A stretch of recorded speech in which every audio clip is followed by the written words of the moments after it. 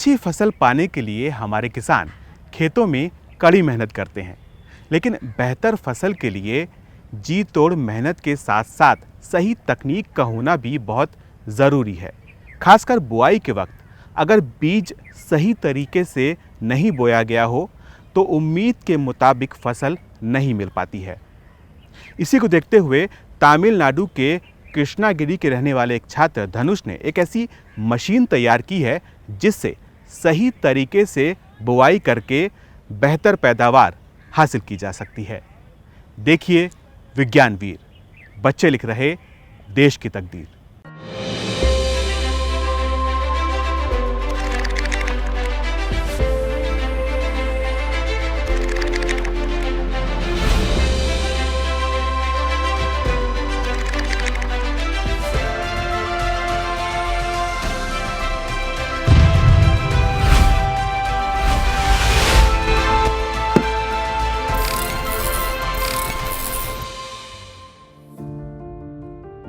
हमारा देश एक कृषि प्रधान देश है और हमारे देश की 70% आबादी खेती बाड़ी से जुड़ी है।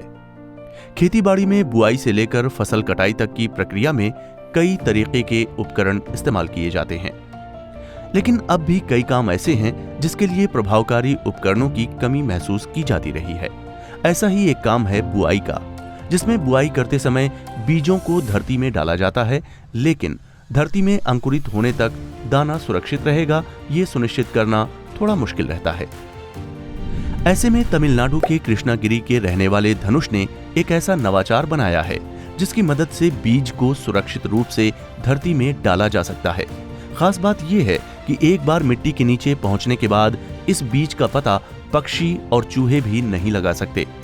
धनुष को इस नवाचार का आइडिया तब आया जब उनकी शिक्षिका ने इंस्पायर अवार्ड मानक के लिए बच्चों से आइडिया मांगा। धनुष ने अपनी टीचर से अपने आइडिया को शेयर किया और अपना नवाचार बनाया। मैंने ये नवाचार किसानों की मदद के लिए बनाया था और जितना मुझे लगता है मैं नवाचार के उद्देश्यों को पूरा कर पाया हूँ। शुरू में जो भी परेशानी हुई उसे मेरी शिक्षिका और राजू भैया ने काफी मदद की। मैं चाहता हूँ कि जल्द से जल्द ये नवाचार मार्केट में उपलब्ध हो सके। धनुष को इस नवाचार को बनाने में अपने गांव वालों से काफी सहायता मिली। उनके फीडबैक और सलाह मशवरे से उनका नवाचार और बेहतर होता गया।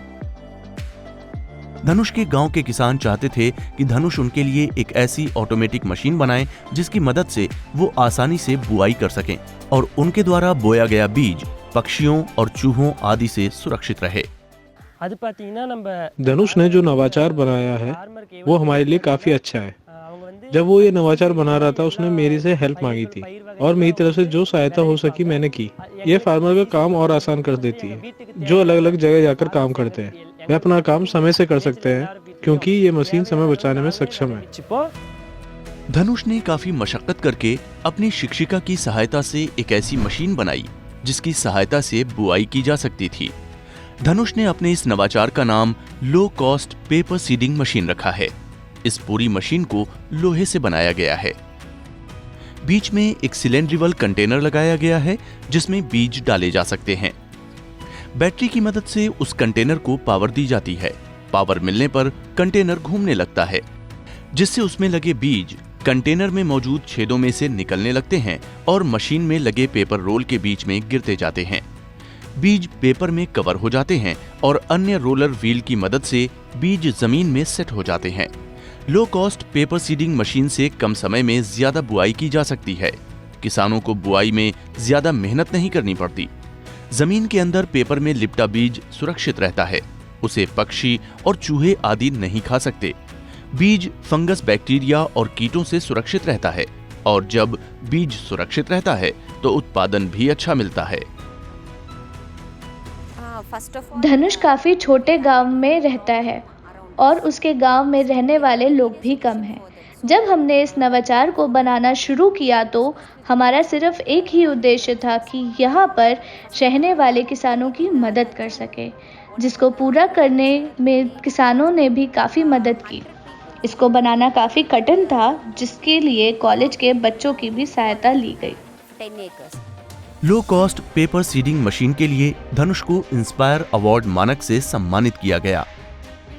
इस नवाचार को तैयार करने के बाद धनुष में गजब का आत्मविश्वास आया है। धनुष आगे भी इसी तरह के और भी नवाचार बनाना चाहते हैं ताकि लोगों की जिंदगी को और भी आसान बनाया जा सके।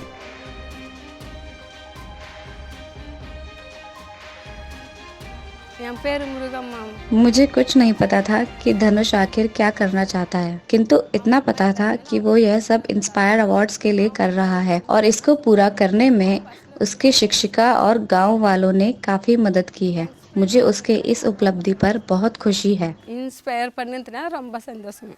धनुष ने ये लो कॉस्ट पेपर सीड जो सोइंग सीड का एक मेथड बताया है, बहुत अच्छा है। इसमें मुझे जो बहुत अच्छी चीज़ वो ये लगी कि उसने सिर्फ यही नहीं कि सीड्स को प्रोटेक्ट कर लिया कि बर्ड्स खा ना जाएं या वो इधर उधर ना चले जाएं, लेकिन जब सीड सो करते हैं तो मिट्टी में तो बहुत सारी चीज़ें होती हैं जिससे कीड़े भी खा सकते हैं सीड्स को, और फंगस भी लग जाता है, जो सॉइल में फंगस होता है। तो उससे क्या होता है कि राइट फ्रॉम बिगनिंग हमारे जो प्लांट्स उगते हैं वो कम उगते हैं। अब इसमें दो चीज़ों का फ़ायदा है। जब पेपर यूज़ कर रहा है तो उसने बताया कि आप अगर पेपर को कई तरह के ऑयल्स में सोक कर दोगे तो सीड पे ये फंगस नहीं लगेगा, तो बर्ड्स को तो वैसे ही दिखेगा नहीं, तो बहुत अच्छा हो जाएगा कि वो बर्ड्स उसको नहीं खा सकते, और ये फंगस भी प्रिवेंट करेगा। तो ऑलमोस्ट 100% सीड ग्रो कर सकता है। और जो तीसरी चीज़ वो है कि पेपर तो बायोडिग्रेडेबल है, तो कोई आप सॉइल में इनफैक्ट आप कुछ ऐड ही कर रहे हो, नेचुरल थिंग सेलुलोस है और लिग्निन है, तो आप ऐड कर रहे हो, कोई चीज़ हार्मफुल तो आप डाल नहीं रहे हो। तो मेरे विचार में ये धनुष का बड़ा अच्छा इनिशिएटिव है। धनुष का ये नवाचार हम आने वाले समय में किसानों द्वारा इस्तेमाल करते हुए देख सकते हैं। धनुष को उम्मीद है कि ऑटोमेटिक होने के कारण ये नवाचार किसानों के बीच जल्द ही लोकप्रिय हो सकता है। धनुष अपने इस नवाचार को केवल तमिलनाडु नहीं बल्कि भारत के अन्य किसानों द्वारा भी उपयोग करते हुए देखना चाहते हैं। धनुष की ये मशीन कई मायनों में किसानों के लिए उपयोगी साबित हो सकती है। एक तो इससे सही तरीके से बुआई करके फसल की पैदावार को बढ़ाया जा सकता है। दूसरा, इससे बुआई में लगने वाले वक्त और मेहनत को काफ़ी हद तक कम किया जा सकता है। सिर्फ इतना ही नहीं, इस मशीन को बनाने में आने वाली लागत काफ़ी कम है, इसलिए ये मशीन काफ़ी कम कीमत में किसानों को उपलब्ध करवाई जा सकती है।